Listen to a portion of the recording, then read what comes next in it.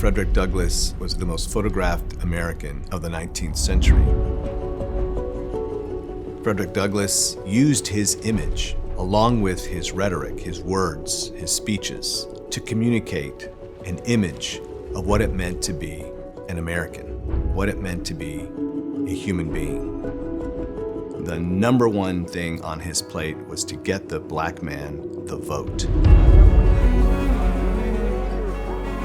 There's lots and lots of carte de visites, daguerreotypes, albumen prints of Frederick Douglass staring into the camera and showing people what a real man looked like, a real American looked like.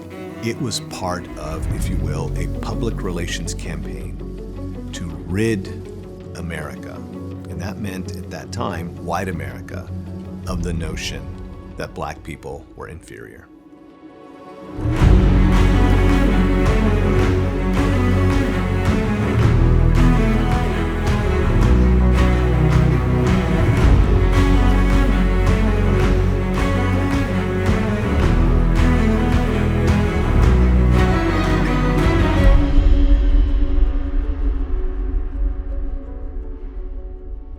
Douglass believed the right to vote was a natural right.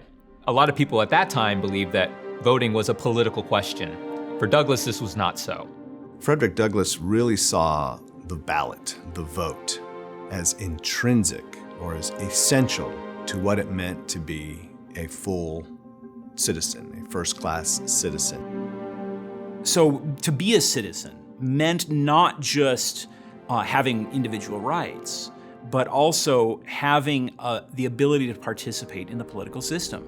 He thought government by consent of the governed was based on one fundamental premise, not education, but mere human reason. And because of that, all persons in society, when they enter the social contract, they ought to be able to enter on equal grounds, which especially in a democracy means equal voting. If you're responsible for your own life, you can be responsible for, or at least a major contributor to, the direction of your political community. To be a citizen meant the right to vote, the right to serve on juries, and the right to serve in the military. Or as Douglass liked to put it, citizenship rests on three boxes: the ballot box, the jury box, and the cartridge box. And he thought that emancipation, whether by proclamation, while the war was still going, or with the successful passage and ratification of the 13th Amendment in 1865, that was just the beginning. And so Reconstruction for him wouldn't mean anything until black men could actually vote. The way Douglass put it, well, if you can hang me for a crime, then I can vote.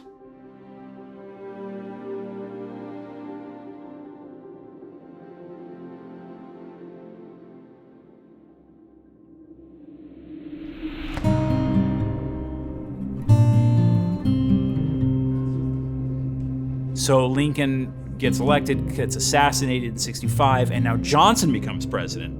And now you have an avowed white supremacist in the White House who is actively trying to undermine and destroy the efforts at Reconstruction.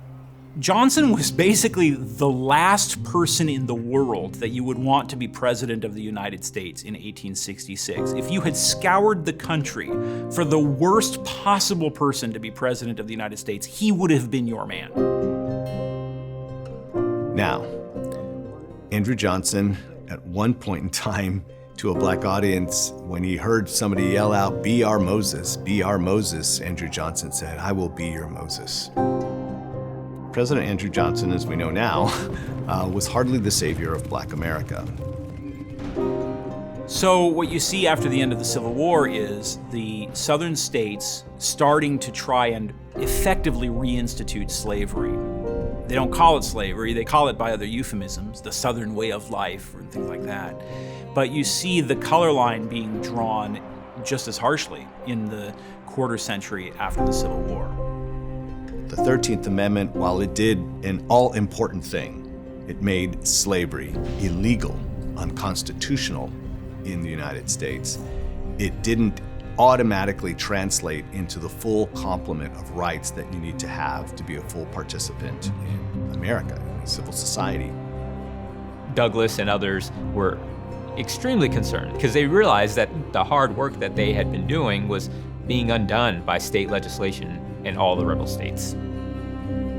He thought that the spirit of treason was still present and palpable in the South, and he predicted, even with the success of the Union being preserved, that unless sympathetic whites did the right thing by blacks, by giving them the vote, by giving them laws that would truly protect their safety and their rights, that there would come a time where whites would not be interested in the plight of black people. They needed to strike while the iron was hot. So Douglas joined with a group of prominent black leaders to go to the White House to present their concerns about hostility to Reconstruction efforts in the South. The black delegation, they want to see, well, where's President Johnson at? They want to get him on their side. And it was not a pleasant meeting.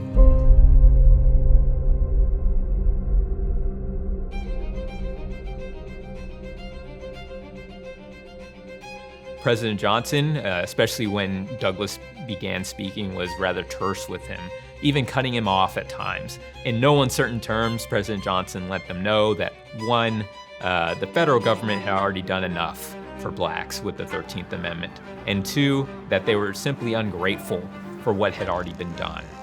So he wasn't really interested in getting their advice.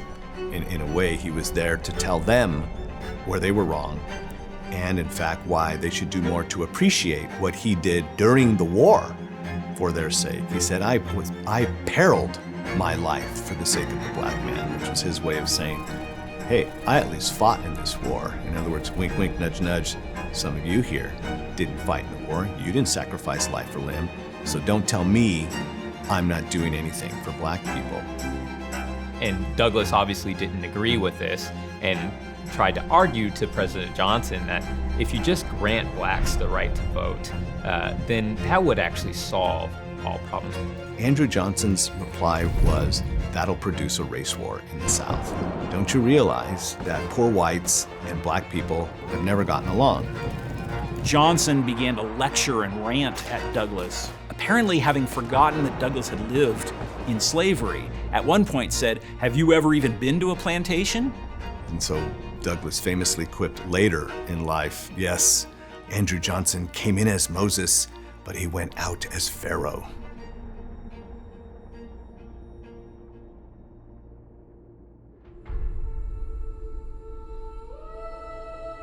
So Douglas says, well, you send us to the people we will go. And that's immediately what Douglas did. He stops talking about equal justice. He stops talking about natural rights. And he starts talking about political expediency. He didn't think that simply majority rule within various states would secure justice for black people. He thought prejudice had been around too long. It could be chipped away at, it would erode, it could be conquered. But because it had been so prevalent in the United States even before the United States was formed, and because that prejudice attached itself to this institution of slavery, he thought it's going to take a while. It was in the political interests of Republicans who at the time enjoyed a comfortable majority in Congress. If they wanted to stay in power, they needed to empower blacks. They needed to give them the right to vote.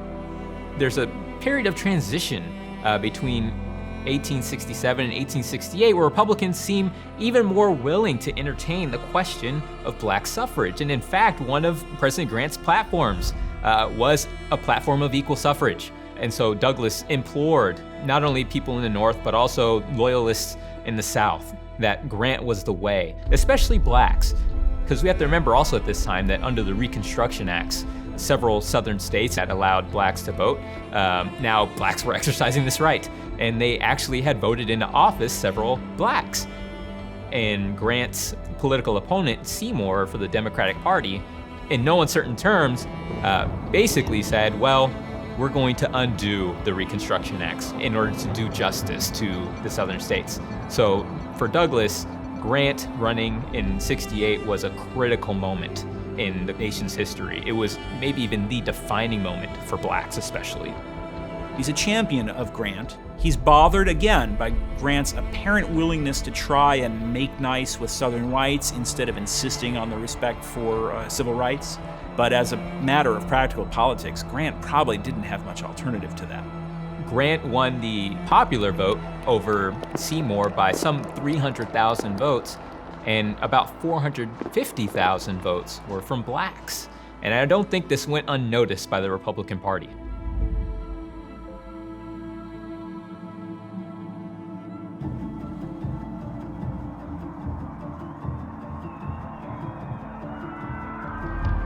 Douglas was at pains to try to persuade Congress to give black men the right to vote, and almost killing himself making speeches all over the country trying to shape public opinion, because it was the public opinion that would ultimately produce changes in the laws and in some cases changes in the very constitution of the country that would be required to bring black people fully within the political orbit of the American community. The 15th Amendment was introduced in Congress in 1868. In the House, it was a debate over the breadth of the language. The Democratic side of the House, it was almost nefarious. If we're gonna extend to blacks, why not women? After all, they're educated. Blacks are not. So a schism develops between the feminists on one hand and Douglas and other abolitionists on the other.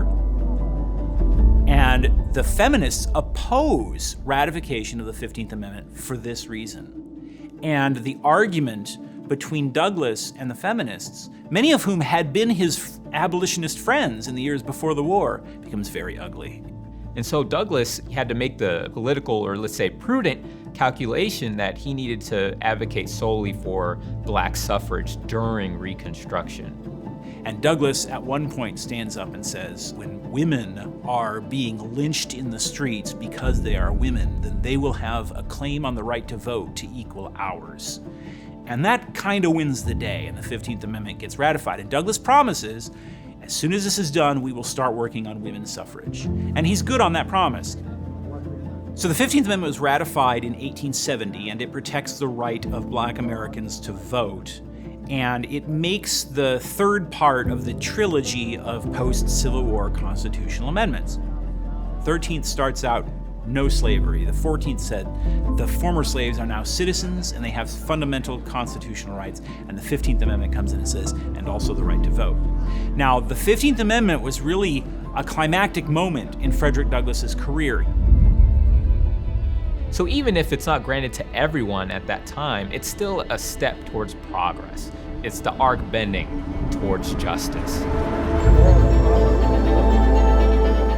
This was part of his anti-slavery thought, that we need to participate in the political system to defend ourselves and to vindicate our constitutional rights. This finally answered the pivotal question, what are you going to do with the emancipated slaves?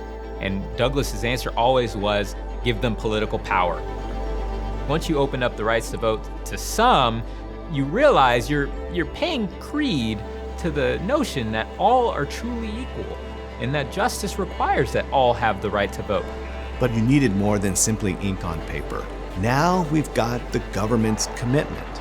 We have the American people's commitment to make sure that race would not be a bar to someone voting. And that's why he's so important during that time, because he gave voice to those who had very little, but he gave it in a way that made sense to those who had the power to give that voice. Douglas was ecstatic. He said something in the lines of, we breathe a new air in the United States. It represents a new life.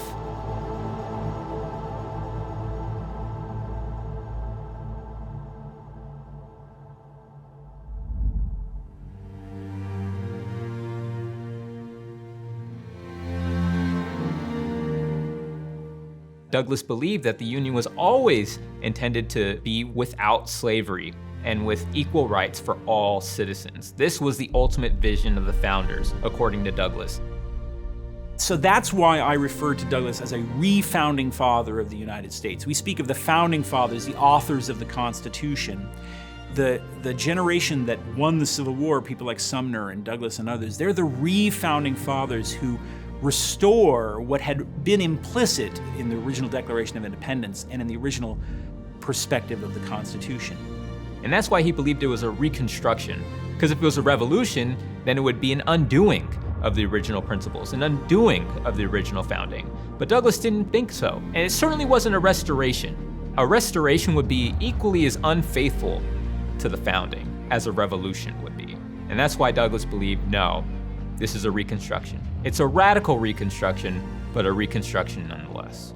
Because really at the core, the problem that was responsible for the failures of the Reconstruction era was the failure of Americans to embody the words of the Declaration of Independence. Douglass did everything he could to make sure that paper said the right things about equality, about treating blacks as equals, not as exceptions to the law, but as equals.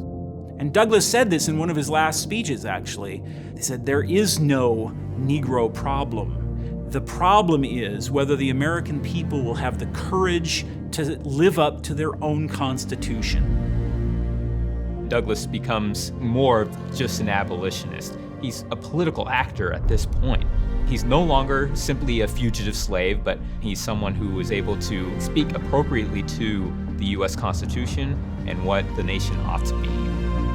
It took a long time to really put legislative teeth into the constitutional bite of the 15th Amendment, but it told succeeding generations of what is owed to human beings who call themselves and count themselves as Americans.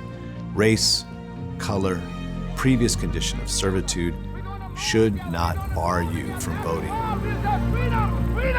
You have to make some short-term sacrifices for long-term goals. And I think that's what a statesman ultimately does, and that's what Douglass ultimately did to achieve what was politically possible in that moment in time. But then you find as soon as he achieves that, Douglass doesn't stop there. He continues to the next frontier in achieving justice. And I think that's what makes him maybe perhaps the best American statesman we've ever had.